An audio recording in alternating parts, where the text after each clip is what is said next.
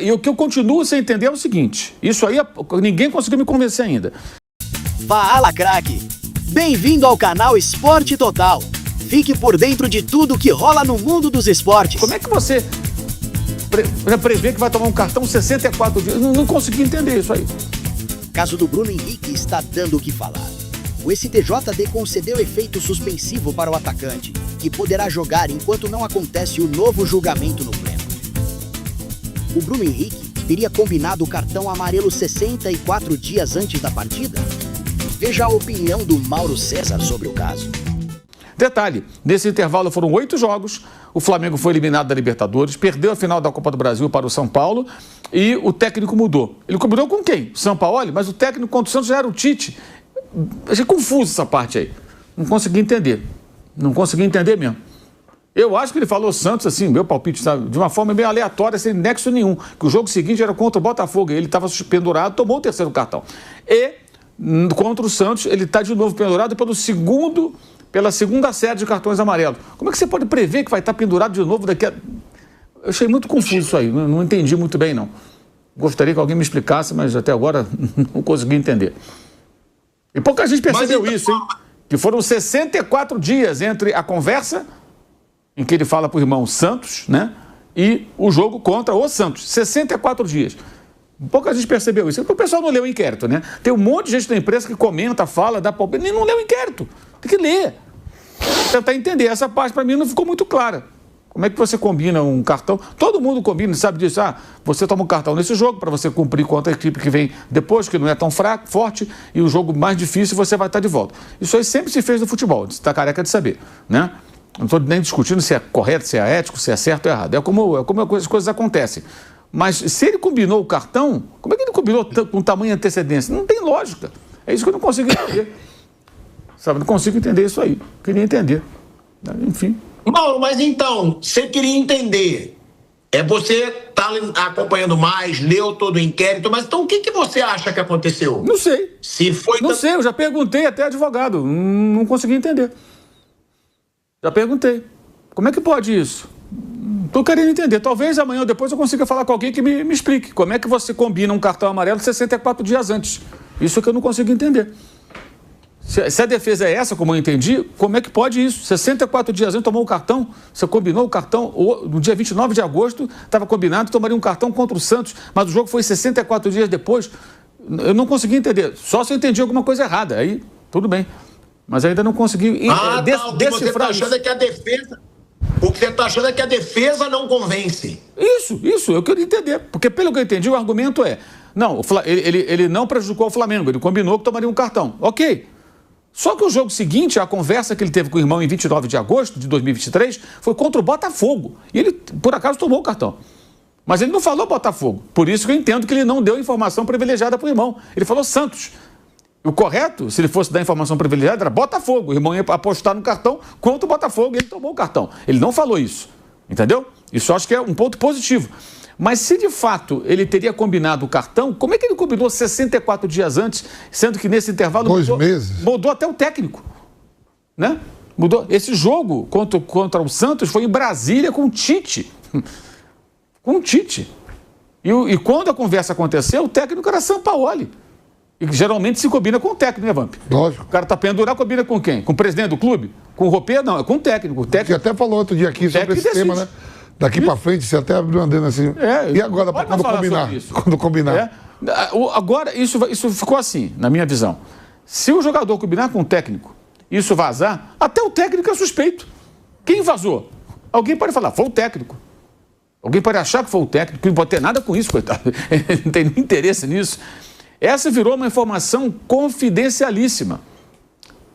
Sabe termo de confidencialidade que assina contrato, tem lá? Tem que colocar isso aí agora em contrato. Não pode falar nem no confessionário, que vai que o padre gosta de apostar.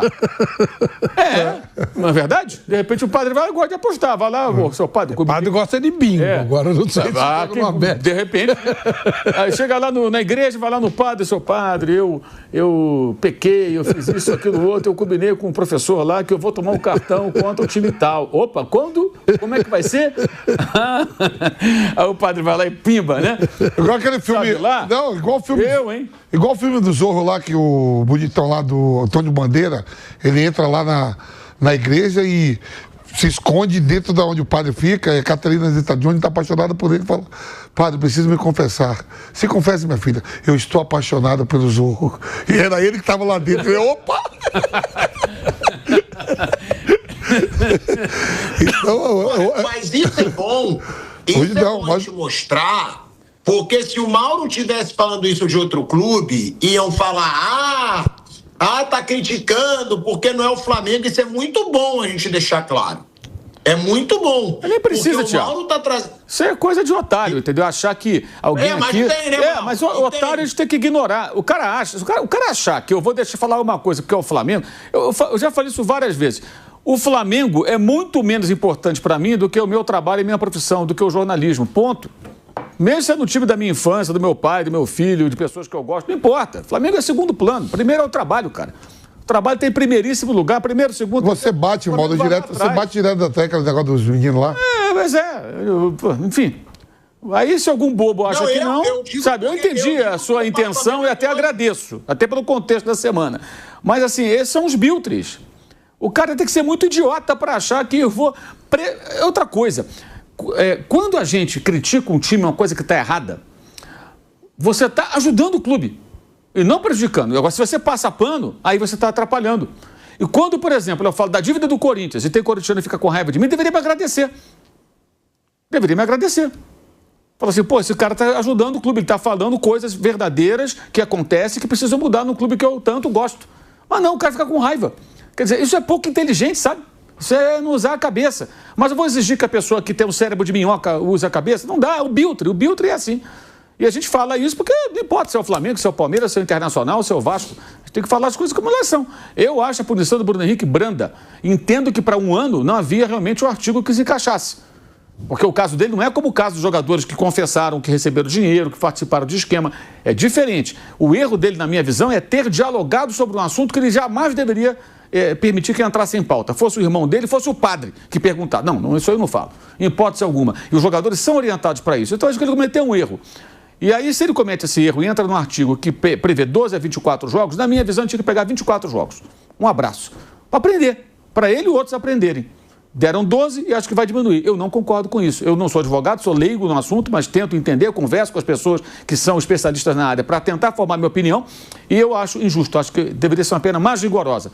Porque isso, assim, as bets estão dentro do futebol, no mundo inteiro. Time da Premier League tem propaganda de bet na camisa. Então não adianta ficar com hipocrisia, dizer tem que acabar. Não vai acabar, irmão. E outra coisa, uma tese que eu defendia, eu até já abandonei, porque uma pessoa que trabalha nesse mercado, a gente fala com as pessoas para entender melhor. Esse é o trabalho do jornalista. Falar com o advogado, falar com o médico, falar com quem trabalha com isso para tentar entender. Eu falei com a pessoa desse mercado, uma coisa que eu sempre dizia é o seguinte: para acabar com esse problema de apostas em cartão amarelo, porque o cartão amarelo depende só do cara, né? Ele tem um controle, ele força o cartão, toma o cartão. Então, muita gente, sabendo, pode apostar e tal, o cara pode ser comprado, jogador, esse tipo de coisa. Como, por exemplo, o número de escanteios. O juiz controla isso. Se ele quiser mais de 10 escanteios, ele marca escanteio, mas ele controla. Número de cartões, o juiz controla. Ele pode falar, eu vou dar 8 cartões no jogo. Ele vai diminuir, já dei 5. Qualquer faltinha dá mais um, outro, ele dá 8 cartões. Então, tudo que depende de uma pessoa, eu acho que deveria ser uma aposta com um limite. Fica quieta. Deveria ser com um limite de valores, né? Pode apostar R$20, porque o cara não vai ganhar muito dinheiro. Não adianta fazer um esquema para ganhar R$20, né? Enfim. Mas aí uma pessoa que trabalha nesse mercado me falou o seguinte: Mauro, se as empresas regulamentadas, as bets aqui no Brasil regulamentadas, fizerem isso, não vai adiantar nada, porque as quadrilhas que se organizam vão apostar lá fora, em sites que não estão regulamentados, não atuam no Brasil, no black. Porque o cara não precisa apostar aqui. Você pode apostar num site, sei lá de fora, da Cortina de Ferro, e apostar uma bolada. O cara vem aqui, de repente compra um jogador da 4ª divisão do futebol brasileiro, ou da 3ª divisão de futebol de São Paulo, por exemplo, um jogador que ganha pouco, paga ele, sei lá, R$5 mil, e os caras apostam milhões lá fora, em sites lá de fora. Então ele falou, não resolve, apenas vai tirar daqui o valor da aposta e botar lá fora. Mas o jogador corrompido, o esquema, ele pode existir do mesmo jeito. Eu pensei, tem razão, essa minha teoria ela não se sustenta. Eu abandonei a ideia. Então, eu acho que diante disso, com as bets fazendo parte, tem que ter muito rigor. Para todo mundo ter medo. Perceber, cara, se eu entrar nisso aqui e tal, eu posso ter minha carreira encerrada. E mesmo assim, gente, dependendo do valor e do jogador, imagina o seguinte: um jogador que joga no time pequeno que ganha pouco. O cara ganha pouco. E está com o salário atrasado. O cara ganha R$3 mil. 2 salários mínimos aproximadamente. Tem uma galera aqui. Que é a maioria. O cara tá num sufoco, com dívida, todo enrolado. E o malandro sabe que o cara tá enrolado. Que alguém já bateu para ele, ó. O cara tá todo endividado, o salário tá atrasado, ele não consegue pagar as contas e tal, tá todo enrolado. Alguém chega e fala assim, pô, quando você ganha, eu ganho R$3 mil. Não recebo há 4 meses, tá tudo atrasado. Eu vou te dar 30 mil. Esse cara pode falar, não vou aceitar, eu sou uma pessoa honesta, não vou aceitar, mas ele pode ficar tentado, o desespero do sujeito. Pode acontecer, claro que pode acontecer.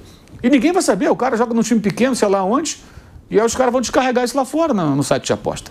Então é muito sério isso, porque as bets estão nesse meio, elas não vão sair, então é preciso, na minha visão, muito rigor para que todos tenham medo.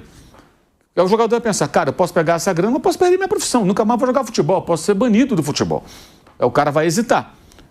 E talvez nem assim ele hesite, ele pensa, pô, eu vou pegar essa grana e vou correr o risco. Porque tem isso também. E quem quer corromper o jogador, eu imagino que vai muito mais jogadores que ganham pouco do que no jogador, porque a aposta é aposta, cara, as odds estão lá. Se as odds para o jogador do time pequeno é de tanto para o cartão amarelo, não importa se ele joga na Premier League ou ele joga na 5ª divisão. Teve um caso do jogador do Santos, acho que é o Bal, meu zagueiro, ele tinha que tomar o cartão amarelo no jogo. Quando termina o jogo, ele vai peitar o juiz. Já não valia mais. Sim. Ele toma o cartão, mas depois do jogo. Sim, aí já não vale mais. Aí os caras E foi suspenso mesmo. Aí que os caras queriam o dinheiro de volta. Não, te dei 40 mil pra você tomar no jogo. Mas eu tomei. Os caras falaram, não, mas era o jogo, a bola rolando. Você tomou depois. Não vale. Lembra disso? O caso do Balmer foi esse mesmo. E é o caso. Ele foi punido, mas o caso dele, ele comprovadamente participou, admitiu, ficou provado. O Bruno Henrique não participou de um esquema. O Bruno Henrique, esse é o meu entendimento, tá? E é errado que o Bruno Henrique, ele dialogou sobre isso e supostamente deu uma informação, aí tem uma diferentes interpretações do fato. Então, assim, o delito dele me parece que não é tão grave como o desses caras. Por isso, os artigos são diferentes, as penalidades são diferentes. Mas eu acho que tem que ser, eu só acho, tá? Não sou advogado, que qual a pena máxima nesse artigo? É sempre pena máxima. Para mim tinha que ser sempre assim. Que é a única maneira de você fazer o jogador de futebol, os personagens do futebol terem pavor de uma punição severa. E os clubes, ao invés de passar pano, deveriam punir o jogador também. O que a lei prevê? Eu não preciso pagar o seu salário na punição? Não vou pagar. Não vou pagar. Você arrumou essa confusão. Eu não vou pagar. Porque aí o cara vai sentir no bolso. E aí todos vão começar a pensar, olha, isso é muito perigoso, não vou me mexer nisso. Não vou me envolver nesse tipo de coisa. Ainda assim, sempre vai ter o risco de acontecer, gente. Sempre vai ter o risco de acontecer. Alguém pode eventualmente ser corrompido, pode se corromper. Infelizmente, essa é a realidade. Mas acho que o rigor seria muito importante para que isso acabasse. Acabasse não, isso diminua. Porque é um negócio muito sério que ainda pode dar muito pano para a manga. E não é um problema do Brasil, né? Isso é um problema do esporte. Não, e eu concordo com o Mário, eu levantei isso até, sim, eu sabia do contexto, e não só por isso. Né, Mauro? Porque falam muito pra você, falam pra mim, falam, e eu tô cagando também, eu como você tô cagando, mas é bom a gente apontar, porque se fosse qualquer outro clube eu dizer, o Pilhado e o Mauro estão dizendo que foi leve porque é o Corinthians, porque é o Palmeiras, porque é o Vasco, e aí é bom às vezes nessas situações a gente provar, né, para os idiotas que falam isso, porque eu, ainda tudo bem, porque eu ainda zoo, eu brinco, quando o Flamengo ganha eu dou uma zoada, quando perde eu fico bravo, cara, faz parte da brincadeira. Agora, a gente nunca deixou de criticar quando é o Flamengo, pelo contrário, eu acho que eu pego até mais pesado, e eu achei a pena do Bruno Henrique, eu concordo com o Mauro, leve, foi leve, 12 jogos, para o que ele fez, querendo ou não ele combinou alguma coisa, querendo ou não a família dele apostou nisso que ele disse, então tem que ser punido com rigor para servir de exemplo, tem que ser, até porque foi o que eu falei, gente, já sendo aí um pouco comprovado pelo STJD, é muita burrice, cara, de um jogador que é muito boa gente, é muito boa praça o Bruno Henrique, é na dele pra caramba. Acho até que sempre foi menos falado do que o Gabigol, porque ele não é midiático, ele é um cara reservado, porque pra mim foi tão decisivo ou mais do que o Gabigol. Aí o cara vira ídolo, né, da maior torcida do Brasil. Aí o cara tem a maior renovação de contrato da sua história como jogador aos 33 anos. O melhor contrato do Bruno Henrique foi assinado aos 33 anos de idade, pô. Com um salário surreal. É que o Flamengo deu muita moral pra ele. Um contrato de 3 anos para um jogador de 33 ganhando uma fortuna. E aí o cara faz uma coisa dessa, cara. É muita burrice. E tem que ser visto como exemplo para os outros. Então, por isso, eu concordo. Tinha que ter mais rigor. Agora, o efeito suspensivo, para quem está assistindo, é bom a gente deixar claro. Flávio, eu até peço para você explicar de novo. O efeito suspensivo é obrigatório, né? É sumário. Quando o jogador tem mais de 3 jogos de suspensão. Isso. Como são penas fora do padrão 1 jogo, 2, excessivo, quando muito 3. Quando o jogador tem mais que isso, que são casos de maior repercussão, que são penas que podem mudar a carreira do cara, o cara vai ficar 12 jogos sem jogar, ele vai ficar 1 ano sem jogar, 2 anos sem jogar, e ele ainda vai ser julgado, não é uma sentença definitiva. Vamos supor que o cara fique 1 ano sem jogar e depois ele é absolvido. O caso do Paquetá, tivesse metido uma pena para ele inicial e depois absolvia. Como é que faz o ano que o cara perdeu o trabalho? Não dá. Então, você entra, é automático. Entrou, eles são obrigados a dar essa pena, subentendendo-se a inocência do jogador, tanto que vai para um novo julgamento. O que não quer dizer que ele vai deixar de cumprir essa pena. Só se ela for diminuída, como vai ser o caso aqui, porque os tribunais aqui no Brasil funcionam assim. Então agora vai dar uma sumida e tal, daqui a pouquinho eles dão uma... Quando você menos espera ver, o tribunal diminuiu para 4 jogos, 3 jogos e tal, diminuiu a multa, ou aumentou a multa e diminuiu o número de jogos, mas a pena, o efeito suspensivo é automático. Mais de 3 jogos, qualquer um pode pedir, se não fizer, no momento que você fizer que você recorrer, pediu, tem que ser dado, porque pressupõe-se que o clube não aceitou a punição, o jogador não aceitou a punição, e ele quer provar, quer ter mais uma chance, que a lei lhe permite de provar que está inocente.